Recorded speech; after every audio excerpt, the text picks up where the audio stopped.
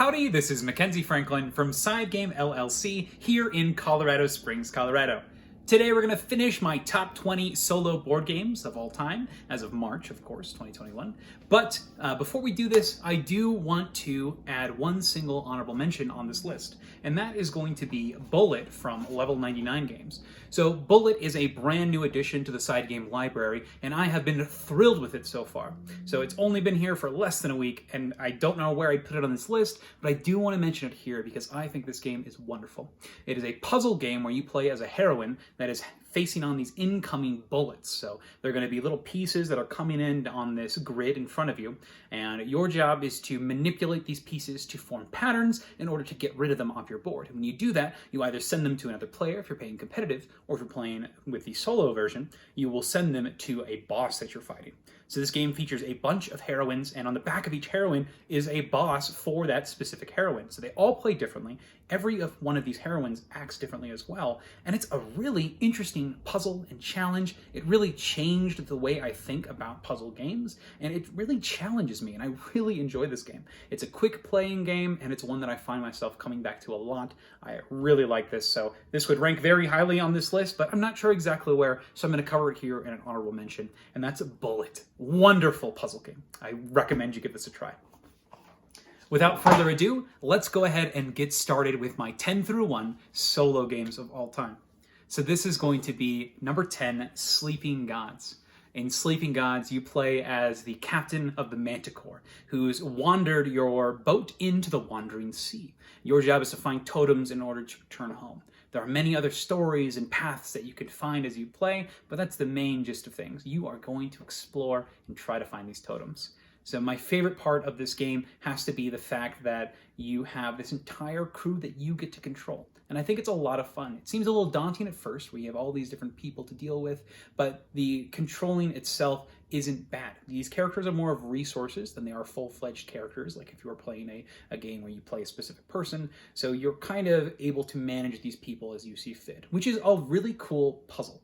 Another thing I really enjoy is the challenge system. Whenever you try to do something, you're going to be able to commit characters to add their skill icons to that challenge. You'll then reveal a card from a deck, and it's pretty cool because you can kind of choose and manipulate the odds on this deck that you're playing with, and you get an additional bonus. And even if you fail the challenge, generally you're going to still get something for passing, but you might suffer some type of mishap if you do fail. So it's not the end of the world if you do fail, which is really cool. I like this system. I really like the way they handle this exploration here, and I think it's the best at exploring. The best game for exploration, hands down. That's my number 10, Sleeping Gods. My number 9 is going to be a small bag building game called Warp's Edge. Now this is a solo only game, but in it you're going to play a fighter pilot, and your job is to take down these giant waves of enemy fighters as well as a gigantic boss. So you're going to be going through wave after wave of aliens with your ship. Now my favorite part of this game is the ships themselves. So when you choose your ship, it's going to have some cool ability, but also its own unique set of ability pieces. So you're going to take those pieces and put them into a bag, and as you play, you're going to be pulling them out and you can use them for cool things. Some of the pieces will go into this market that you can purchase, so you can really customize your fighter as you see fit. And sometimes you'll even get rewards and get new chips that way for taking out specific fighters. So I really love the way the system works. I find that it's a great one to pick up and get right into and have a blast with. And that's Warp's Edge. I really like this one, and I'm very excited to get those nice tokens and the plastic ones. So really nice. That's my number 9, Warp's Edge. Number 8 is another adventure-style game, but campaign-driven, and this is going to be Arkham Horror, the card game.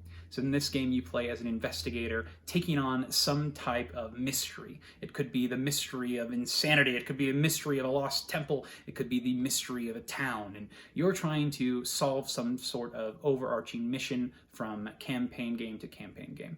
So really fascinating, the structure of the game. It is a deck constructing game where at the beginning you're going to pick an investigator and build a deck that's going to be able to take on all the challenges that you'll be facing in the campaign you've decided on.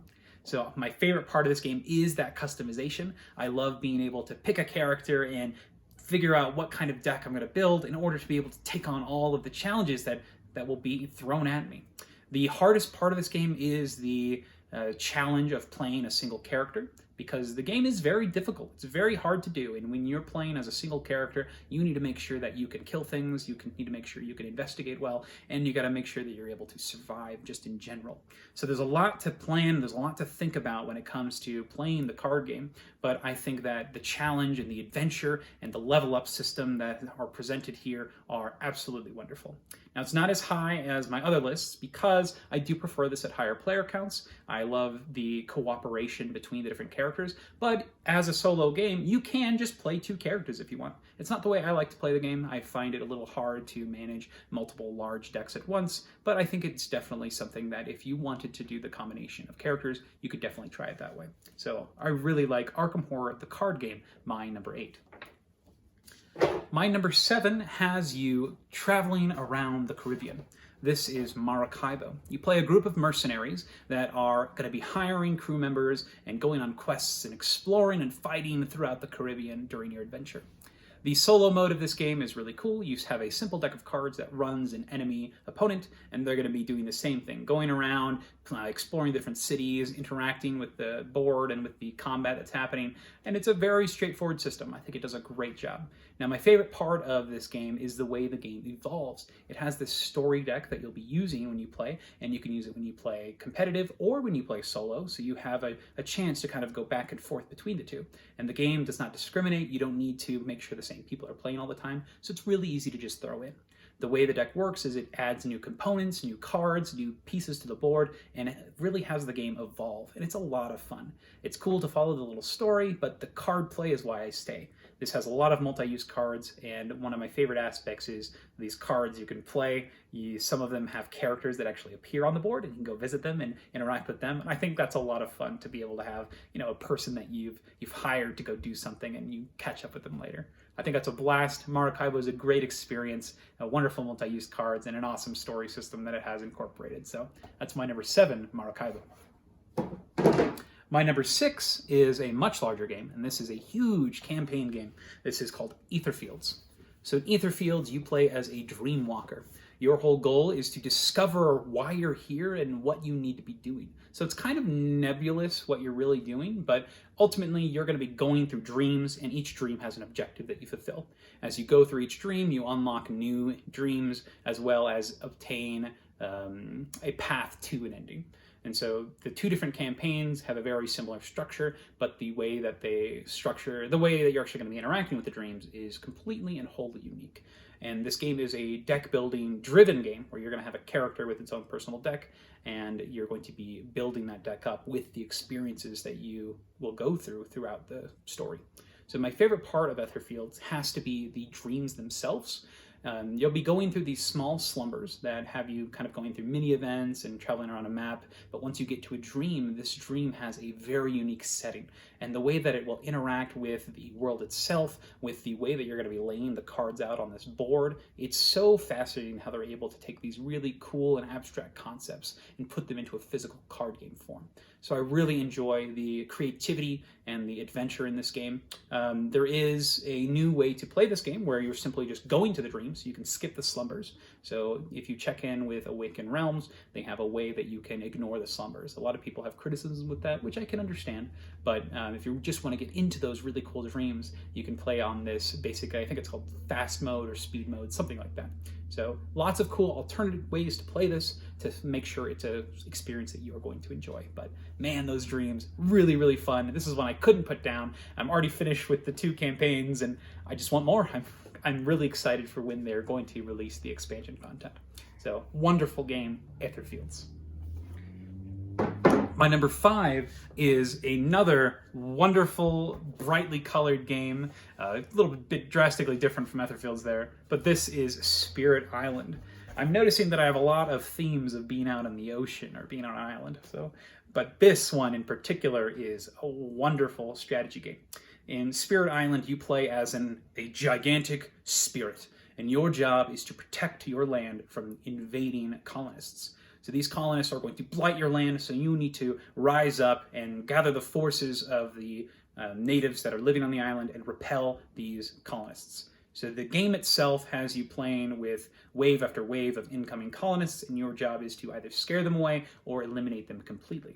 And you're going to do this by playing power cards. And that's my favorite part of this game, are the cards themselves. It's totally card driven. You're going to be playing these cards that are either slow or fast. The fast ones you'll use right away. They're generally a little bit weaker, but they allow you to affect the board immediately. Slow powers are generally much stronger, and they allow you to do really cool things, but you'll have to wait to let the colonists react first. So I love the balance between figuring out what you need to do now and seeing if you can wait for later. And that is provided in Spirit Island. Each spirit is completely unique, and they even start with their own personalized set of these slow and fast powers. So you're going to feel different right from the get-go, and the challenge this poses with the variable scaling difficulty, you can add scenarios to it. There's just a lot to love about Spirit Island. It's a fantastic game. I love the cards, I love the spirit, I love the theme, I love the artwork. They did a great job with this whole production. I can't recommend this highly enough. Fantastic game. That's Spirit Island. The next game is called Too Many Bones. In Too Many Bones, you play as a Gearlock. Not quite an elf, but something else. You're a Gearlock, and your job is to save the land from a tyrant that is terrorizing it. So in Too Many Bones, you're going to take your own personal character, take them from small encounter to small encounter, and each time you participate in an encounter, generally you're going to be able to level up your character until you're finally ready to take on this giant tyrant, where you have all of your skills and buffs that you've achieved as you've gone through, and you're able to take it out. So I really enjoy this game. I love that progression, and I love the combat system as well. The combat system is very simple. It's a small 4x4 grid where you have a stack of poker chips that represents you. The chip on top is you, your character, and then you've got a bunch of little health chips on the bottom. The enemies are represented the same way. So your job is to tactfully move around this board and really decide where you need to be putting your damage, your hits, your protection, your defense. And the best part of this game, in my opinion, are the characters. They're so rich with decisions and choices, and each of them comes with their own set of skills. The game is a little challenging, and they have a way that you can play with just 2 extra health bumps at the beginning. I do recommend that if you're learning this game, because it is harder at lower player counts, but this one is great at all player counts, and being able to set up on an adventure on your own is a lot of fun. Now the solo in particular in this game, they have specific events that are just for solo players, so I really like that they took that extra time to set up that detail so you could really have a great time on your own. So really like this one. That is Too Many Bones. My number 3 is another new one to the library, but this is one we've had for a couple months now, and I can't get enough of it. I'm super surprised because the theme is pretty generic, and this is a farming thing. It's a game called Hallertau by Uwe Rosenberg. This is his latest of his kind of farming worker placement style games, and this is one that I find myself coming back to a lot. I can't get enough of it. So in Hallertau, you play a family of farmers, and your job is to basically cultivate many different types of goods in order to feed these specific houses. So it's a very weird system. It's kind of hard to describe here, but basically you have these 5 houses that all require different resources, and your job is to generate resources in order to push these buildings. And so basically feed each of the buildings each round. So you can have ways where you can feed them multiple times, but ultimately you want to get these houses all the way from one end of your starting player board all the way to the end. It's a weird one to describe, but you got to trust me when I tell you that this game is super engaging, super clever, and super fun. So the game itself is a worker placement game that uses a really interesting mechanic where the board itself has spots for 3 sets of workers. If you're the first person to go to a spot, it costs just a single worker. If you're the second person, it'll cost 2, and then the third row has spots for 3. So potentially you could even visit the same spot multiple times in the same round, but it'll just cost you more people each time. So it's about being opportunistic on cheaper spots while guaranteeing you're actually taking actions you need or you want to take. So I really like the worker placement first, but the thing that keeps me coming back to this game are the cards. So in this game, you're going to have a set of 4 different cards. 2 will be used in every game. These are production cards and endgame scoring cards. But you also have these 2 special cards. You have these gateway cards and these business cards. And each of these allow you to take different strategies in order to achieve really cool, neat little bonuses. So I covered this in my Ganshan's Clever overview, but getting little bonuses throughout a game and being able to combo bonuses is super satisfying. And this game does it really well with you constantly getting new cards, being able to just take actions to get more cards, and then being able to fulfill multiple cards. And the best part about fulfilling those cards and getting those bonuses is you can fulfill them at any time. So you can do really cool plays where you're like setting up for specific combos, and I think it does a great job at what it sets out to. And it also has this really cool crop rotating mechanic. So the main draw here of the farming is you have like these fields in front of you. You'll be planting you'll be planting vegetables, and when you pull them out, the fields will decrease in their efficiency because you've used the soil already. It's not as fertile. But if you let your fields lay and you don't use them for round, they actually increase in efficiency because they're getting more fertile. So I really like that system. I like seeing it play out, and the game itself is just satisfying and fun to play. I think Hallertau is wonderful if you have any interest in the farming theme, and it's a wonderful solo and multiplayer experience. So I really like Hallertau. Wonderful game. My number 3. My number 2 is another card-driven game, Underwater Cities. So in Underwater Cities, you're going to be in the oceans, and your job is to build this habitable land for the population of humanity. Now, the game itself has you playing cards when you're going to worker spots, and that's the core mechanic. You'll go to a space on the board, and you'll use one of the cards in your hand, and if the colors match, you actually get to do the effect on that card.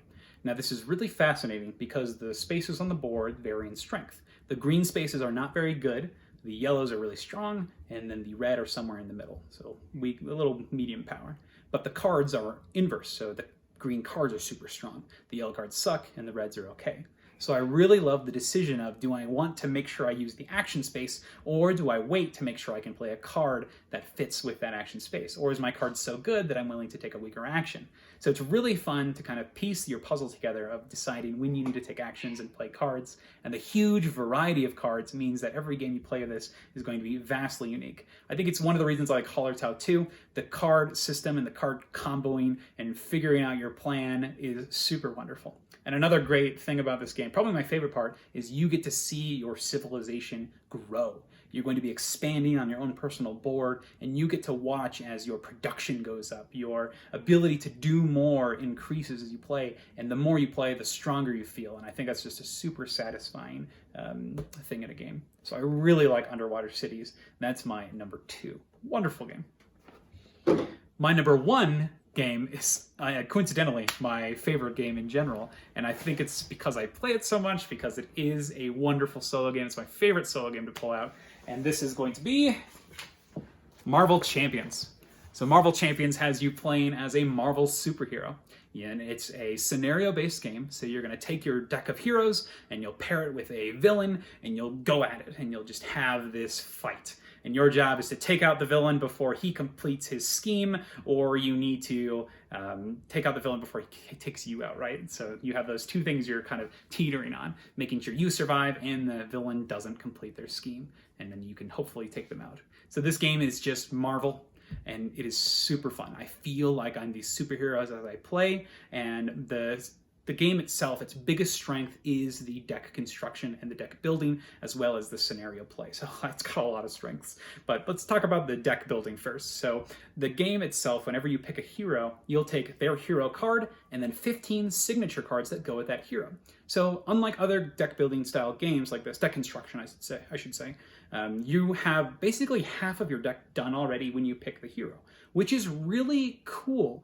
It seems like it would be limiting, but it is really cool that you're kind of constricted, because it decreases the amount of kind of things you have to think about when going into building a deck. It's very easy to pick a character, and it's very easy to build a deck for them. It's not super daunting where it might be in some of these larger games where each of your card choices really matters. So in this one, you are going to be building a deck, but you have that limited scope. So in addition to your 15 cards that are a given every round, you also have an aspect that you choose. It could be leadership, justice, aggression, protection. You pick one of these aspects. So you've got your character, you've got your aspect, and then you can use neutral cards to kind of fill in the in-between.